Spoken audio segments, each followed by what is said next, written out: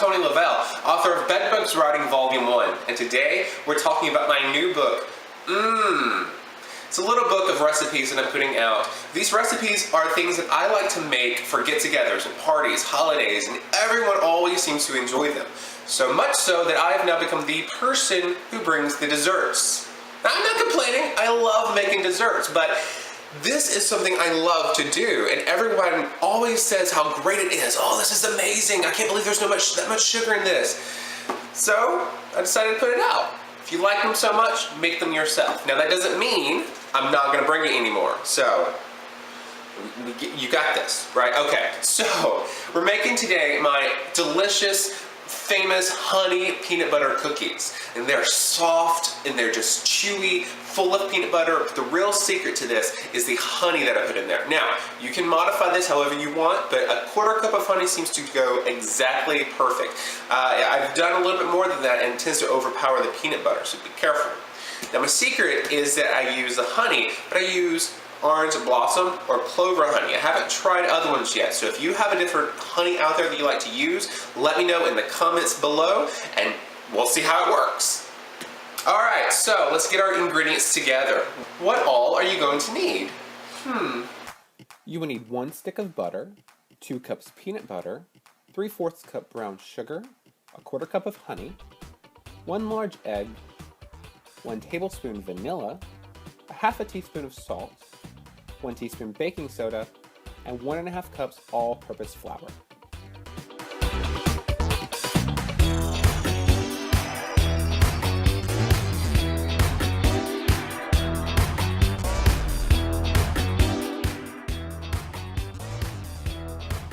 So here, I'm using my handy dandy stand mixer. It's one of my favorite kitchen tools.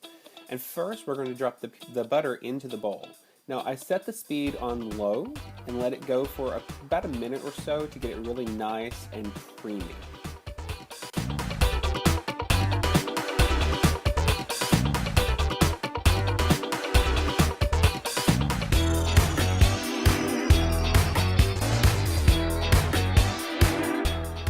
Make sure to scrape the butter from the sides, get it down to the bottom so that the beater can actually get it all mixed up really nice and well.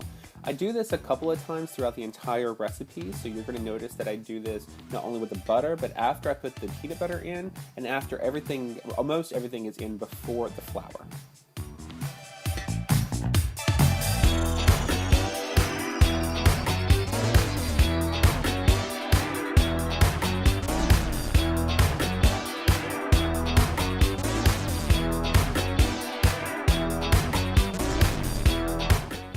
Next, we're going to add our peanut butter. We are using 2 cups of creamy peanut butter.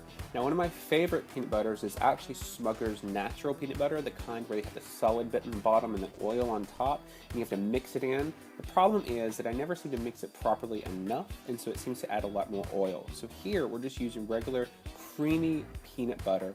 Any kind will do. I'm using a local store brand that I really like. Has a nice flavor. It's not too salty, because you get some peanut butters that are really salty. And since we're adding salt in this anyway, I didn't want to have that extra salt there. Now, once you get the peanut butter in, make sure you don't have any on the sides of the bowl. Sometimes you want to lick that off. So good. Set the beater to a low speed and make sure everything starts mixing really nice and well. Now, you see here that the butter has clumped together. I turn the speed up just slightly.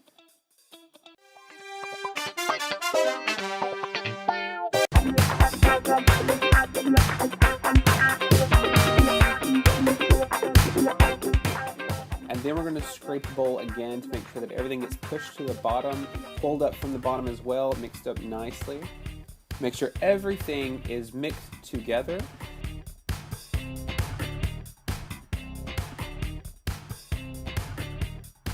Knock that off the spoon a little bit, and we're going to set the beater back to a low speed before we start adding our next ingredients.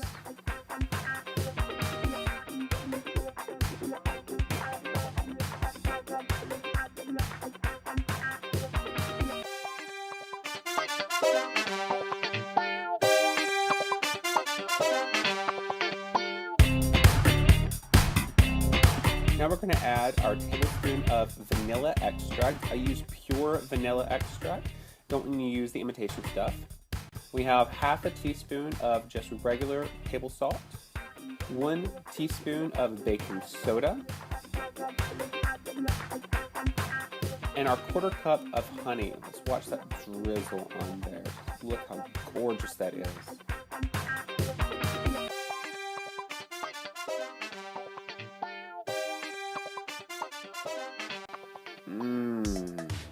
Make the sound with me.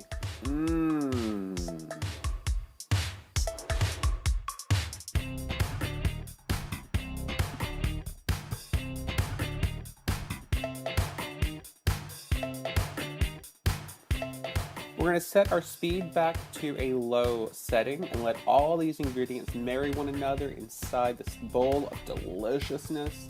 Now, one thing I forgot to do is include my brown sugar here. This is where you're going to want to do that before you ever add the egg. You're going to want to put the brown sugar in there.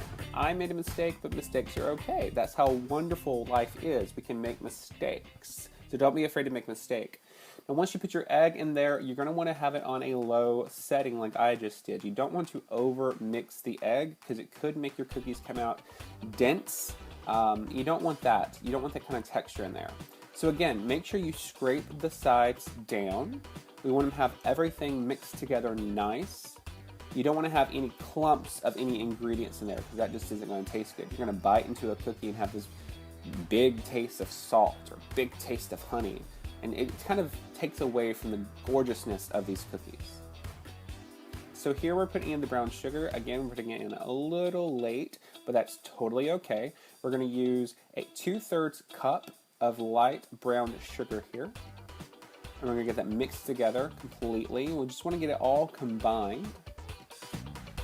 Now, once everything is combined, we're going to start adding in our flour a 1/2 cup at a time. Remember, we're using 1.5 cups all-purpose flour. And we want to start with 1/2 cup, and we want to make sure that all of that is mixed together before we add our next.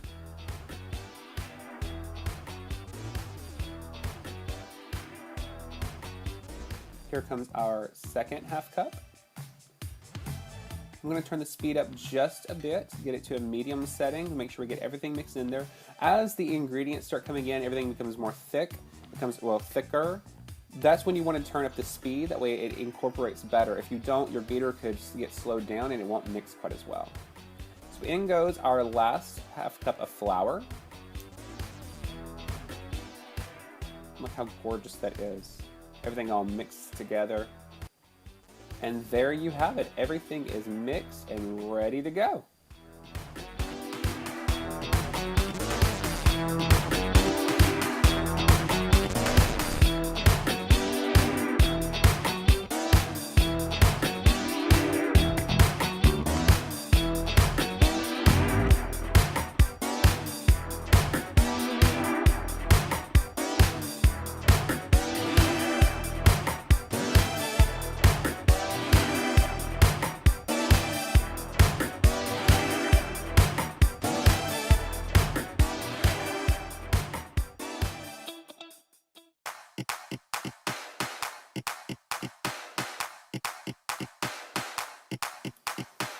Alright, so now that we have our dough ready, we're going to start putting it on the pan. So I'm going to start with a cookie sheet that has an insulation in the bottom. It adds airflow and it keeps everything from sticking too much. But I like to also use some cooking spray. Here we have just some generic canola oil cooking spray. We're going to coat the pan with that nicely. And then we're going to start getting our dough out. I'm using a regular tablespoon that you would use when you're eating soup or ice cream or whatever. Get some of that on the spoon and we're going to take it off with our hands. Now, don't let any fall in the pan. If you do, you just could pick it up and put it right into the dough ball. And we're going to roll it around in our hands to form this nice round-ish ball of dough that's about 1 inch in diameter. Roll it and roll it and roll it. Your hands are going to get greasy, and we're going to do this a few times throughout the entire cooking process, so you're going to have to wash your hands quite a bit. If you have gloves, that will work perfectly. Now, we're going to put this on here. Let's get this going. Here I'm putting down 9 balls of dough just because of the size of my pan. For regular cooking pans, you're probably going to do about 6 at a time. You don't want to overload the pan because then they're not going to turn out well.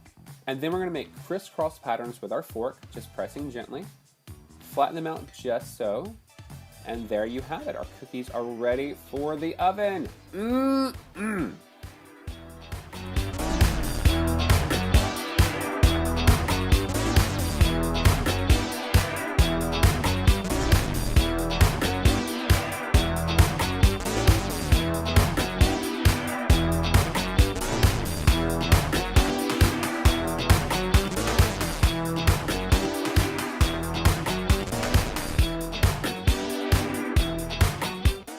With our oven at 350 degrees Fahrenheit, we're going to set the timer.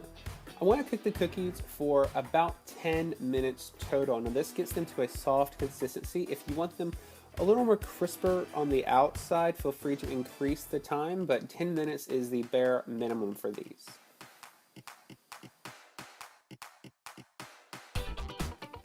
And there you have it, my famous honey peanut butter cookies. Go ahead, indulge.